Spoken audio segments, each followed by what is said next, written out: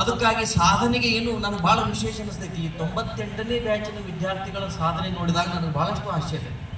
ಎಲ್ಲರೂ ಒಂದೊಂದು ಕ್ಷೇತ್ರದೊಳಗೆ ಉತ್ತಮವಾದಂಥ ಸಾಧನೆ ಮಾಡ್ಯಾರ.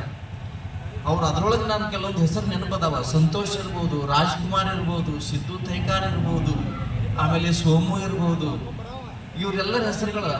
ಆಮೇಲೆ ಕೆಲವೊಬ್ಬರು ಸೈನಿಕರಾಗ್ಯಾರ, ಆಮೇಲೆ ಶಿಕ್ಷಕರಾಗ್ಯಾರ. ಇನ್ನೊಬ್ರು ಯಾರೋ ಸಂಧ್ಯಾ ಪವಾರ್ ಅಂತ ಆಸ್ಟ್ರೇಲಿಯಾಕ್ಕೆ ಹೋಗ್ಯಾರ, ಅವ್ರು ಬಂದಿಲ್ಲ ಕಾಣಿಸ್ತೈತಿ. ಆಮೇಲೆ ಬೇಬಿ ಇರ್ಬೋದು, ಪಾರ್ವತಿ ಇರ್ಬೋದು, ಸವಿತಾ ಇರ್ಬೋದು, ಇವರೆಲ್ಲ ಎಷ್ಟು ಒಬ್ರಿಗಿಂತ ಒಬ್ಬರು ಒಂದು ಕಾಂಪಿಟೇಟಿವ್ ಮೈಂಡೆಡ್ ಇದ್ರು ಅಂತಂದ್ರೆ ಏನಾದರೂ ಸಾಧನೆ ಮಾಡಬೇಕು. ಅದಕ್ಕಾಗಿ ನಾ ಮುಂದೆ ನೀ ಮುಂದಂತಿದ್ರು.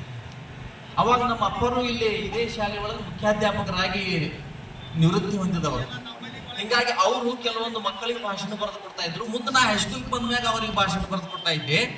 ಅವ್ರ ಭಾಷಣದೊಳಗೆ ಏನಾದರೂ ಫಸ್ಟ್ ಬಂದ್ರೆ ಅಂತಂದ್ರೆ ನಾನೇ ಫಸ್ಟ್ ಬಂದಷ್ಟು ನನಗೆ ಸಂತೋಷ ಆಗ್ತಾ ಇತ್ತು. ಅವೆಲ್ಲ ಸವಿ ನೆನಪುಗಳನ್ನು ನಾನು ಇಲ್ಲಿ ಅನುಭವಿಸಿದ್ದೇನೆ. ಅದಕ್ಕಾಗಿ ದೇವರು ನಿಮ್ಮಲ್ಲಿ ಉತ್ತಮವಾದಂಥ ಸಂಸ್ಕೃತಿಯನ್ನು ಕೊಟ್ಟಾನೆ. ಯಾಕಂದ್ರೆ 21ನೇ ಶತಮಾನದೊಳಗೆ ಆ ಗುರುಗಳನ್ನು ಸ್ಮರಿಸಬೇಕು ಅನ್ನುವಂಥ ಒಂದು ಶ್ರೇಷ್ಠ ಹೃದಯ ಸಂಸ್ಕೃತಿ ನಿಮ್ಮಲ್ಲಿ ಇದೆ. ನಿಮಗೆಲ್ಲ ದೇವರು ಒಳ್ಳೆಯದನ್ನು ಮಾಡೇ ಮಾಡ್ತಾನೆ. ಅದಕ್ಕಾಗಿ ಇವತ್ತೆಲ್ಲ ಕೂಡೇರಿ. ಈ ಕೂಡಿದವರೊಳಗೆ ಒಬ್ಬೊಬ್ರು ದೊಡ್ಡ ಸಾಧನೆ ಮಾಡ್ಯಾರಿ, ಒಬ್ಬೊಬ್ರು ಏನೇ ಇರಲಿ ಅದು. ಆದರೆ ಅಲ್ಲಿ ಯಾವುದೇ ಜಾತಿ ಭೇದ ಇಲ್ಲ, ಅಲ್ಲಿ ವರ್ಗ ಭೇದ ಇಲ್ಲ, ಶ್ರೀಮಂತ ಬಡವ ಅಂತಕ್ಕಂಥ ಭೇದ ಇಲ್ಲ. ಈಗ ಎಲ್ಲರೂ ನೀವು ನಿಮ್ಮ ಹೃದಯಗಳೆಲ್ಲ ಈಗ ಒಂದಾಗ್ಯಾವ. ಅದಕ್ಕಾಗಿ ಇದನ್ನು ಒಂಥರ ಗೆಟ್ ಟುಗೆದರ್ ಅಂತ ನಾವು ಕರಿತಾ ಇದ್ದೇವೆ.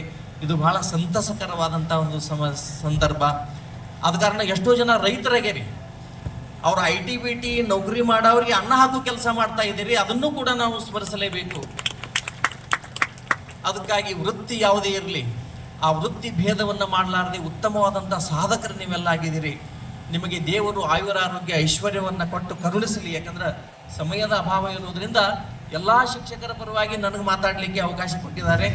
ಅದಕ್ಕಾಗಿ ಆ ಎಲ್ಲ ಗುರುಗಳ ಆ ಸದ್ವಿನಯದ, ಆ ಸದಾಚಾರದ, ಆ ಆಶೀರ್ವಾದ, ಅವರ ಭಾವನೆಗಳು ಸದಾ ನಿಮ್ಮೊಂದಿಗೆ ಇರಲಿ.